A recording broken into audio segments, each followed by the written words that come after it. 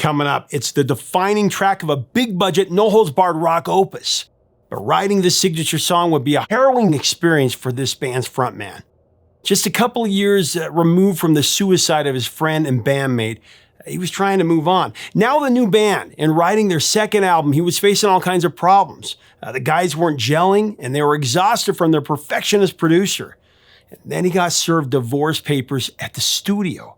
Crushed by the weight of his crumbling marriage, he put the sessions on pause and he flew cross-country to his hometown. There he wrote this amazing song, pouring into it everything that he was feeling. When it was finished, it would become the biggest song of his career, one that would have millions of fans singing along in unison. Get ready for a banger coming up next on Professor of Rock. Hey music junkies, Professor of Rock, always here to celebrate the greatest artists and the greatest songs of all time. You know, if you've ever had a heated debate about any aspect of rock and roll, greatest songs, greatest guitarists, greatest singers, you're going to dig this channel of deep musical nostalgia. Make sure to subscribe below right now and click the bell so you always get our videos. I know that you'll find something to like on this channel. Also, check us out on Patreon for even more content, full interviews. Our latest merch is below as well. So it's time for another edition of our series, The New Standards. This is a show that takes an in-depth look into songs that transcend genre, decade, and fads. Songs that are monumental touchstones in our culture and within our society. Previous episodes, we've covered Time by Pink Floyd, Stairway to Heaven by Led Zeppelin, and Bohemian Rhapsody by Queen. The moments that make up a dull day, eyeing the stairway to heaven to me. Today, we're telling the story of a song whose author was heavily influenced by all three of these formidable rock bands. A child of the 70s, these bands played a big role in his own musical journey. The song, the modern rock standard, Everlong by the Foo Fighters. Of course, written by Dave Grohl. For their second studio album, The Color and the Shape, I'm recommending the acoustic version up front here. Both are amazing. You have to hear that version if you haven't already. It's one of Grohl's most personal and impassioned songs.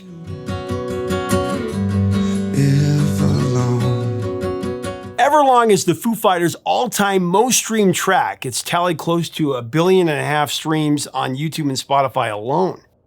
I gotta tell you, Dave Grohl is truly rock and roll's last best hope. A man that was made for our times, to keep rock and roll alive and kicking. I have so much respect for this man. You know, through the course of their career, Dave Grohl and the Foo Fighters have been on the front lines of rock, you know, fighting to keep the genre alive in the new millennium. And they've been winning, at least in terms of commercial success. I mean, the band has had 27 top 10 hits on the U.S. alternative charts. 4 of those have reached number 2, and 10 have gone to number 1. Additionally, the Foo Fighters have sold over 32 million albums in the digital era. You know, when most people are streaming music or listening to it for free on YouTube, that's an impressive feat for sure. But going back to the 90s, the Foo Fighters released their eponymous debut album in the summer of 1995. Although talking about the band in the plural is a misnomer. At this point, you know, anyway, Dave Grohl did almost everything himself on that first record. You know, vocals, guitars, drums, bass, part of the production. On top of that, he chose the name of the band, the label, and the image for the album cover. For all intents and purposes, Grohl was the Foo Fighters. Now, eventually, Dave recruited his former bandmate, Nirvana's touring guitarist Pat Smear, as well as bassist Nate Mendel and drummer William Goldsmith. The latter pair had previously played with Seattle band Sunny Day Real Estate. Together, this quartet released multiple singles from the album, including the comical MTV hit Big Me.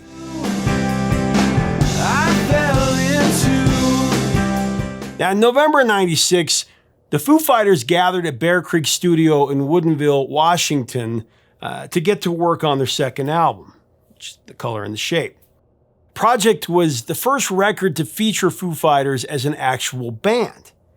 And it would be a test to see if they could function in a studio environment. Grohl's plan was to make a record that was the antithesis of their raw and unfiltered debut. The idea was to create a big-budget rock and roll opus, if you will, inspired by the anthemic records that he loved growing up, Zeppelin and Queen, two major influences for him. However, that was completely out of step with the musical trends at the time. With cutting-edge electronica on the rise, the Backstreet Boys rising up the charts, and Britney Spears looming just over the horizon, the musical landscape was shifting. And it wasn't an era that prized shiny rock anthems. But Grohl, he could care less about all that. He was going big, he was going bold. So Grohl tapped producer Gil Norton, who previously worked with the Pixies.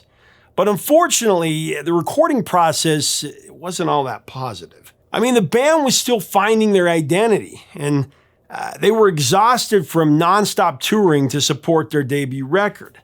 Exacerbating the situation, of course, was Norton's penchant for working bands to the bone to get the perfect performance.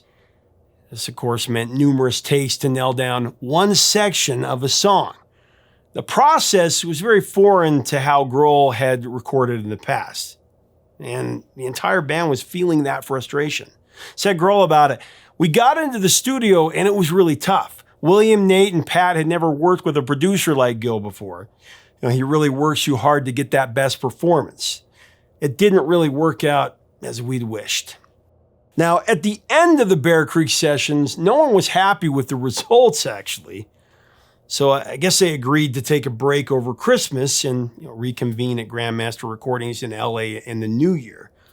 However, during that break, Norton reached out to Grohl about one of the tracks, Monkey Wrench. He felt that Goldsmith's drumming, it wasn't up to snuff, so they agreed to have Dave redo the drums on that song. Norton called Grohl's revisions brilliant.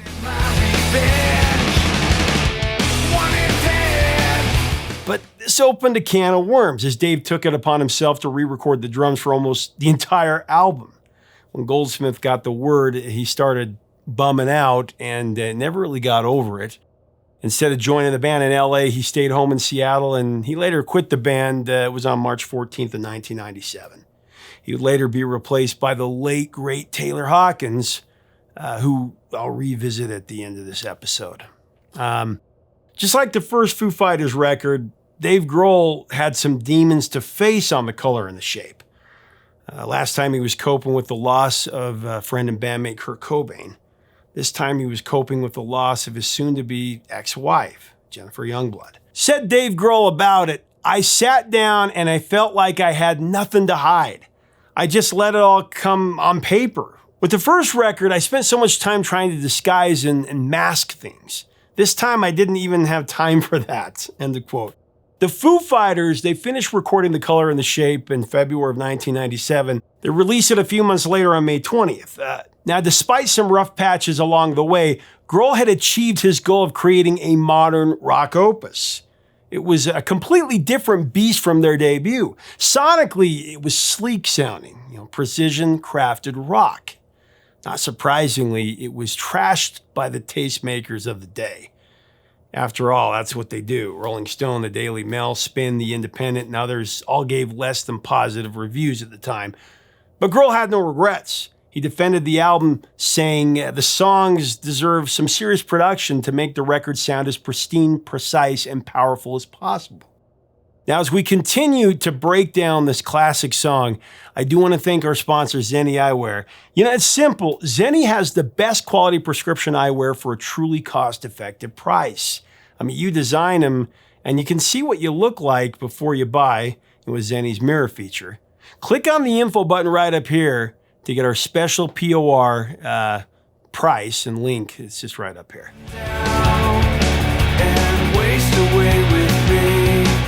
The Color and the Shape would become the Foo Fighters' biggest album in the US. It moved over 2 million units, and it camped on the Billboard Albums chart for the better part of a year. It also reached number 10 in the US and number 3 in the UK. The Color and the Shape issued 4 singles. There was Monkey Wrench, My Hero, Walking After You, and of course, Everlong. Don't wanna be a monkey wrench. Who's my hero? Watch him as he goes. Walking after you. Wow. You wanted it to be. Everlong is the Foo Fighters' most iconic song, no doubt about it. But it started out from pretty humble origins, and it was written during one of the lowest points of Dave Grohl's life. So in December of '96, during the Bear Creek sessions, Dave was served with divorce papers when he was in the studio. His 3-year marriage to Jennifer Youngblood was at an end. Their relationship had been on the rocks for a while, and now Dave could read it in print. Looking back on their union, Dave would say, "I got married in 1994 to Jennifer.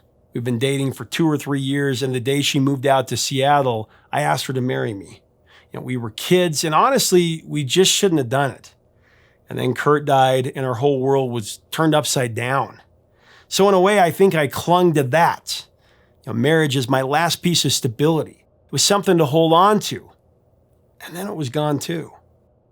Dave Grohl harbored genuine regrets about the breakdown of his marriage, calling it the biggest failure in his life. However, there was one silver lining. Dave's failed marriage would become the potent and powerful inspiration for the masterpiece Everlong.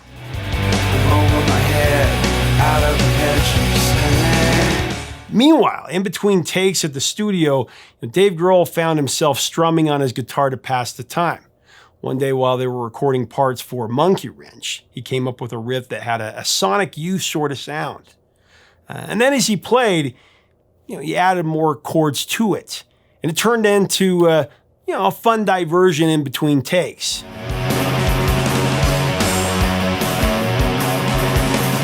Said Dave about it, "So I was in the middle of this intense emotional period, and for whatever reason, the feeling I got when I would play this, succession of chords, it touched on whatever emotion that was. I was in a very difficult place because of the emotional place I was in. I started writing the lyrics, and they come from a real place."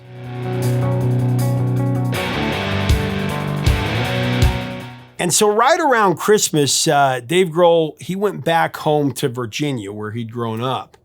And while there, he continued to work on Everlong. And everything that had been building up inside of him, it just came flowing out.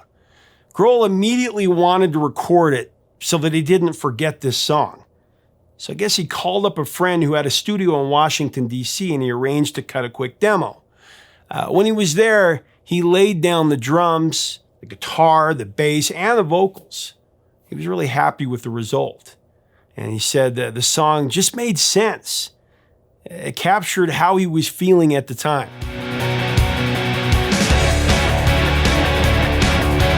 From there, Grohl brought it back to the band. Definitely afraid that he had ripped off Sonic Youth, he actually contacted Thurston Moore from the band, and he played him this demo. Moore asked Dave why he hadn't recorded it for the album.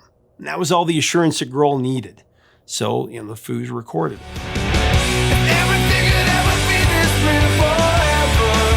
So there's another girl besides Jennifer who has a deep connection to Everlong. It's Louise Post from the double female fronted rockers Veruca Salt. She and Nina Gordon are probably best known for their 1997 alt-rock hit Volcano Girls.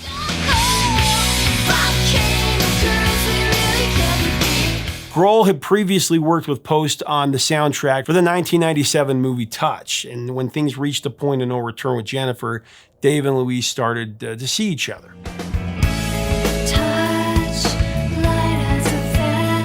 Now, some sources say that Grohl wrote Everlong about Post. To what extent that is true, that's up for debate. However, Louise does have backing vocal credit on the track. But since she was in Chicago at the time, they recorded her part over the phone in the middle of the night. Said Louise about it, "I sang these backups over the phone at 2 a.m. after being woken up from a deep sleep in Chicago by DG, who was tracking the vocals for Everlong in L.A. He wanted me to sing the doo-doos. And while I was at it, I wrote a harmony for the chorus, and I sang that too." End of quote.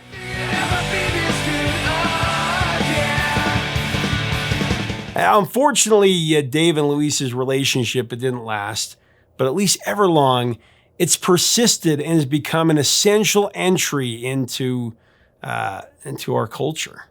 Dave described the song this way. He said, "It's about being connected to someone so much that not only do you love them physically and spiritually, but when you sing along with them, you harmonize perfectly."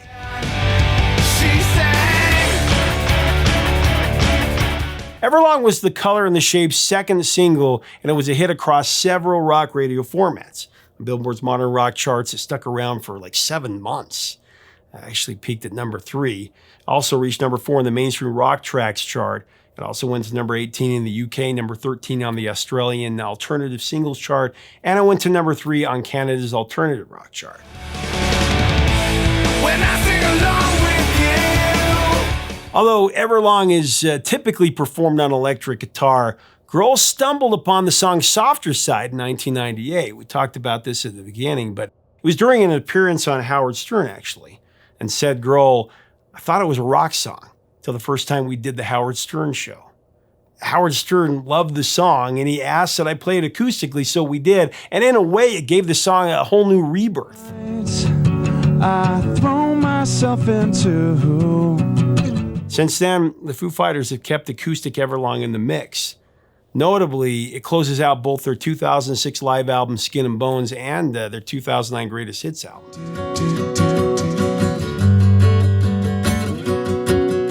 As years became decades, it was clear this incredible song, it wasn't going anywhere, and multiple chart resurgences prove it. I mean, in 2015, Everlong climbed to number 17 on the US Rock Digital Song Chart, and then in 2021, it reached number 18 on the US Hot Rock and Alternative Songs Chart, and then number 11 in the same chart in 2022. It also reached number 1 on the US Hard Rock Songs Chart in 2022. It just keeps coming back into the charts over and over again. It seems like every year. As for pop culture, Everlong has appeared on several TV shows and movies. It's been Roswell, Friends, Daria, Undergrads, All My Children, Little Nicky, The Wolf of Wall Street, and Breakfast. Everlong, it's also been covered by a variety of artists, such as Corey Taylor, Nickelback, David Cook, Aaron Lewis, and actually Rick Astley said he's a big fan of the song. Out of my head, I sing. Everlong has a number of high-profile fans. For example, David Letterman called the Foo Fighters his favorite band and Everlong his favorite song. And it would be a staple on Letterman's show. Actually, on May 20th, 2015, the Foos got a special invite to perform the song one last time for David's final show.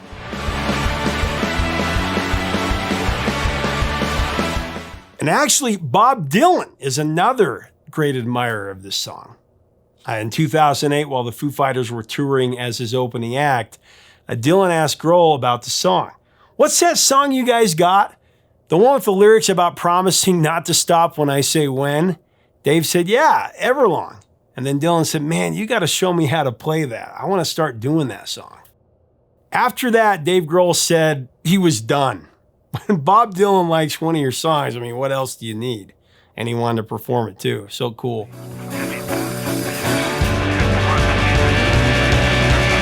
So as we wind up here, I do want to recognize the late, great Taylor Hawkins, who passed away on March 25th, 2022. Hawkins was in Bogota, Colombia when he passed. He was preparing to perform with the Foo Fighters later that night. Before the show, he complained of chest pains, and by the time the EMTs arrived, it was unfortunately too late. Hawkins, unresponsive, was pronounced dead at the scene. He was only 50 years old. Before joining the Foo Fighters, Hawkins had previously drummed for Alanis Morissette. He and Dave Grohl first met in '96 while playing a European festival. After subsequent meetings, the two became fast friends, and Hawkins offered to replace Goldsmith on the Foo's drum kit. He told Dave that he loved the Foo Fighters and wanted to play in a real rock band. It was definitely the dawning of a new day for this band. Dave, who's no slouch on the drums himself, would say, "I don't necessarily miss being the drummer because I have the greatest drummer in the world." Hawkins was a phenomenal talent, matching Grohl in power and volume, and according to Dave Grohl, he surpassed him in technique. But more than just musical colleagues, Dave called Taylor his best friend and his brother. Incidentally, Everlong was the last song that Taylor Hawkins performed before he passed away.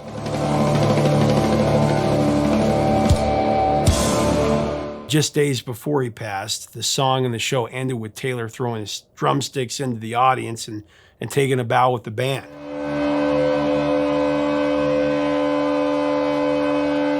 Following his death, Everlong's streams skyrocketed, and the song reached the charts in multiple countries. Actually, 2 official tribute concerts were held in Hawkins' honor. The first was at Wembley Stadium in London. That was on September 3rd, 2022. And the second at the Kia Forum in Inglewood, California, just a few weeks later on September 27th. Both were bolstered by a long list of guest performers and an even longer list of devoted fans. And closing out the Wembley show, Dave gave a stirring acoustic performance of none other than Everlong. Love you, Taylor. So reflecting on the power of this song, Grohl has said, when you play a song like that every night, so many people connect with it, that sort of communal energy, it makes it magical every night. Every time I sing, if everything could ever feel this real forever, and everyone else is singing it at the same time, that's pretty powerful. It's pretty strong. Even on your worst night, it feels good. If everything could ever feel this real forever. The truth is, as we have all trudged through over 20 years of the dark ages of rock and roll, to me, the 2 bright lights that have kept the flame burning are the Killers and the Foo Fighters. Especially this song.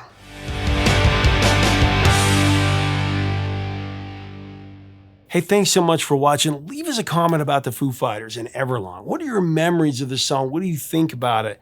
What do you think about Dave Grohl and this band? Let's have a great discussion about, I think, are the kings of modern rock and roll for sure.